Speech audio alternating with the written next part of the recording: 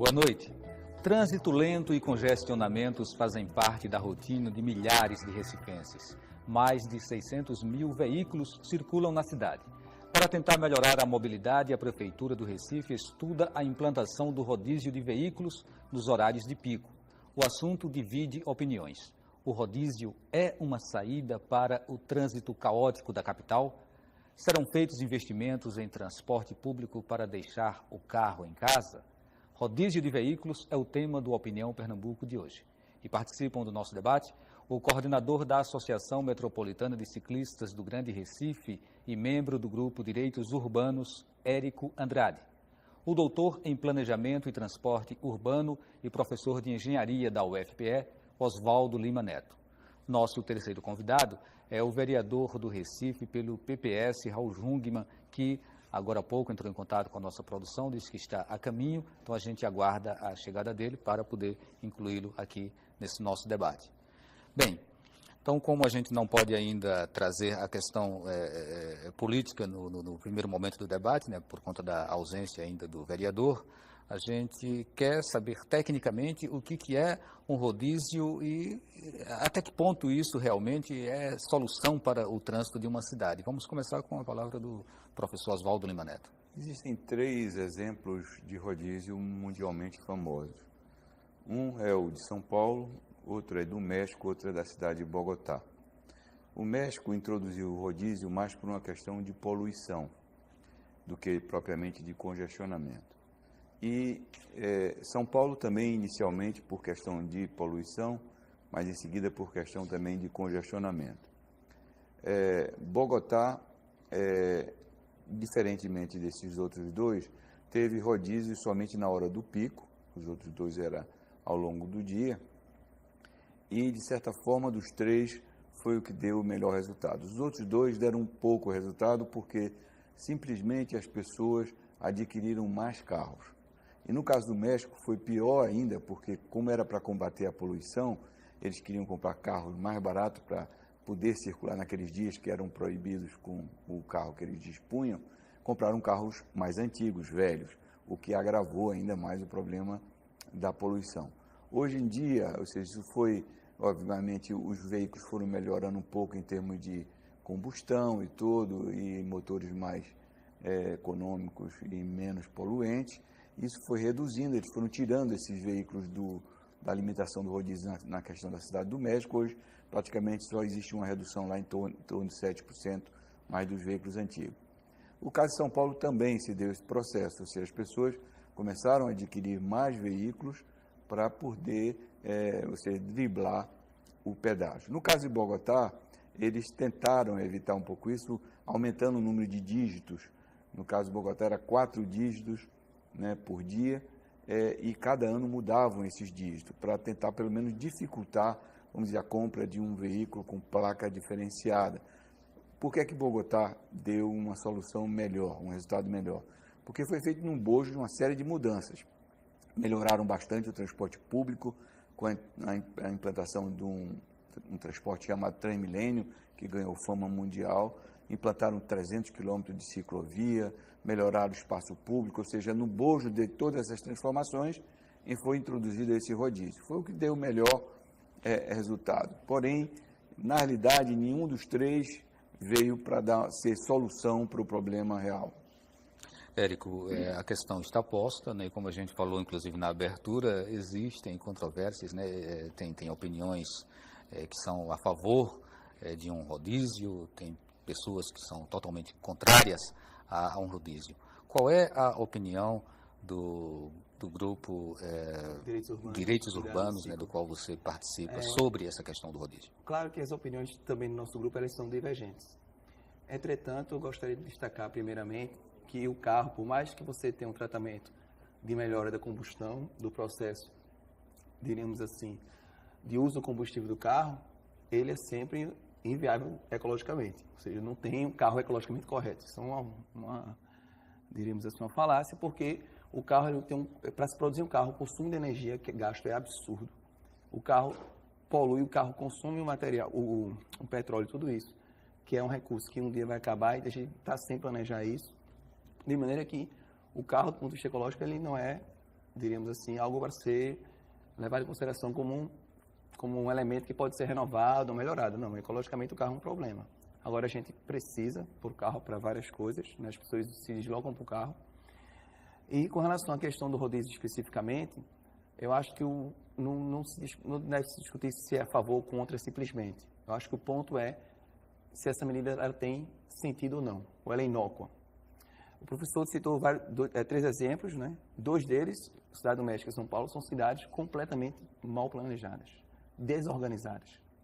Então, o engarrafamento, ele reflete um problema anterior. O problema justamente da falta de estrutura de planejamento. Bogotá, por exemplo, ela fez um planejamento que envolveu várias formas de modalidade. Um planejamento centrado no transporte individual, que é o carro, que é um transporte que é feito pela menor parte da população, é uma cidade que, de alguma maneira, já está segregando. Ou seja, pensar o carro como prioridade de uma política pública já é uma inversão de valores muito forte, porque isso privilegia poucas pessoas em detrimento da maioria. Então, acho que a questão do rodízio deve ser pensada também nesse horizonte mais amplo de um planejamento urbano, que deve guiar qualquer política pública, porque senão estaremos fazendo sempre medidas paliativas. Dr. Oswaldo Lima Neto, o senhor foi presidente da EMTU, né, uma empresa que era responsável por toda a movimentação do trânsito, não só no Recife, mas na região metropolitana como um todo. E aí conhece bem de perto esses problemas. O Érico trazia agora essa questão do planejamento, né, como sendo uma questão, inclusive, anterior a uma tomada de decisão, como, por exemplo, implantar uma medida como um rodízio. O Recife tem planejamento para pensar já na implantação de um sistema de rodízio? Não, o rodízio é uma solução, vamos dizer, que vem já com um problema muito grave instalado, que nós tardiamente estamos nos preocupando com ele, né? Em termos de planejamento, o Recife e a região metropolitana até hoje não tem um plano diretor de desenvolvimento. Tem um plano diretor, mas que não especifica, por exemplo, o modelo de crescimento que a cidade devia ter, quais são os tipos de uso, né, que deveria a cidade ter e o adensamento que deveria ter em cada lugar destes. Porque é aí que se começa a pensar uma cidade mais humana, porque você, ao, por exemplo, utilizar mais uso misto, vamos dizer, num local, você faz com que as pessoas não necessitem tanto do carro para resolver seus problemas do dia a dia, ir a uma farmácia, um supermercado, uma papelaria, ou o que seja, né? Então, se você tem esse uso misto ao redor da sua residência, né, você não precisa estar se deslocando de carro, você pode se deslocar ou a pé ou de bicicleta para resolver esse problema. Então, tudo começa daí. E essa coisa vai se agravando daí para frente. O crescimento, o espraiamento da cidade, por exemplo, é um problema mundialmente conhecido que não só agrava os custos de provisão de serviços públicos e transporte, nenhum transporte pode atender, transporte público, se a cidade não tiver adensada. Por exemplo, os Estados Unidos já foi um país onde o transporte público era tudo feito por bonde. A General Motors, numa certa época, resolveu, simplesmente pela questão estratégica dela, comprar todas as companhias de bonde e exterminá-las, transformar em ônibus. O que é que aconteceu? As cidades americanas eram todas disciplinadas no entorno dos corredores de bonde, não se espalhavam. Quando entrou o ônibus e o carro, isso se espalhou de forma monstruosa. Então, você tem cidades como por exemplo, qualquer uma das cidades dos Estados Unidos, ela é muito espalhada com coisas no subúrbio, etc. Tal, e você compara com cidades europeias, é uma diferença estúpida. Por exemplo, Barcelona, comparada com qualquer cidade americana, né? Ou seja, com uma população até maior do que uma cidade com o mesmo porte nos Estados Unidos, tem uma área infinitamente menor. E todos vivem bem, circulam bem, porque lá há uma concentração, um foco em termos de transporte público e de transporte não motorizado. Isso é o que garante uma qualidade de vida. Nós estamos longe disso. Esperamos que, com as dificuldades que a gente vem enfrentando, porque a cidade está caminhando efetivamente para parar, e eu digo sempre que a sociedade é responsável também pela solução, ela tende a aceitar uma mudança de padrões de deslocamento para poder melhorar a sua própria qualidade de vida, né? Então, ou isso a gente caminha agora rapidamente para soluções que o mundo já mostrou, não precisa inventar nada, basta copiar o que está lá e adaptar aqui, e nós vamos ter, com certeza, um desenvolvimento, uma qualidade de vida melhor. Quando o senhor fala parar, independente de um dia chuvoso, como foi o que a gente registrou. Não precisa disso. Eu acho que... Semana passada ou foi segunda-feira? Já não lembro mais. O dia daquela grande chuva. Sexta-feira. Esses são problemas que se agravam. Ou seja, a cidade, em termos de qualidade de vida, a gente está falando aqui de transporte. Mas se a gente fôssemos falar, por exemplo, de saneamento público, isso é um horror. Ou seja, Recife, a região metropolitana trata 5% da sua água servida. 5%.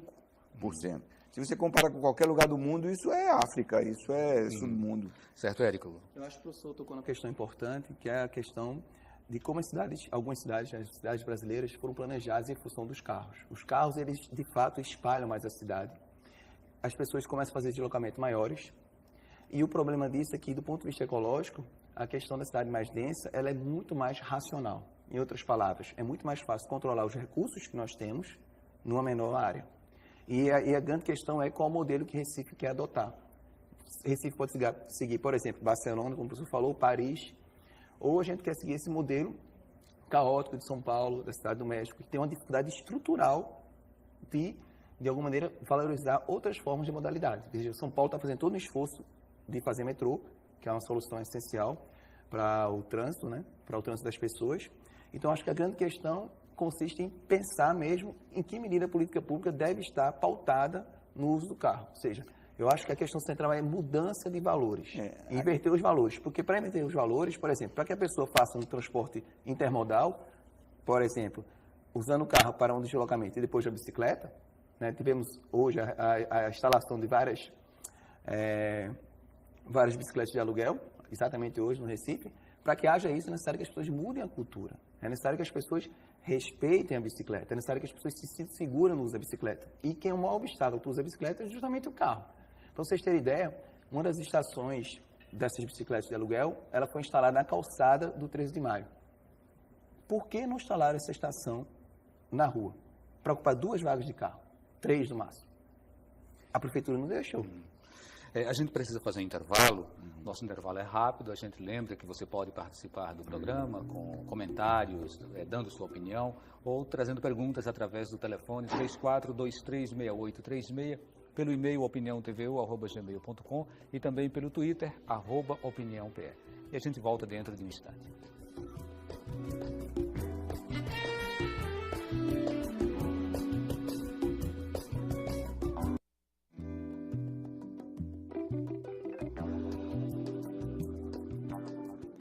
O Opinião Pernambuco está de volta. Hoje discutimos rodízio de veículos. Participam do debate o coordenador da Associação Metropolitana de Ciclistas do Grande Recife e membro do Grupo Direitos Urbanos, Érico Andrade. O doutor em Planejamento e Transporte Urbano e professor de Engenharia da UFPE, Oswaldo Lima Neto. Completa o nosso debate o vereador do Recife pelo PPS, Raul Jungmann, que não participou do primeiro bloco porque estava congestionado no trânsito. Lembramos que você pode participar do programa mandando sua pergunta ou comentário pelo telefone 34236836 ou pelo e-mail opiniãotvu@gmail.com. Bem, a gente sabe que no dia 7 de maio, agora recentemente, foi colocada em votação na Câmara dos Vereadores uma proposta para se implantar o rodízio, que pela Prefeitura foi chamado de restrição de veículos aqui na cidade.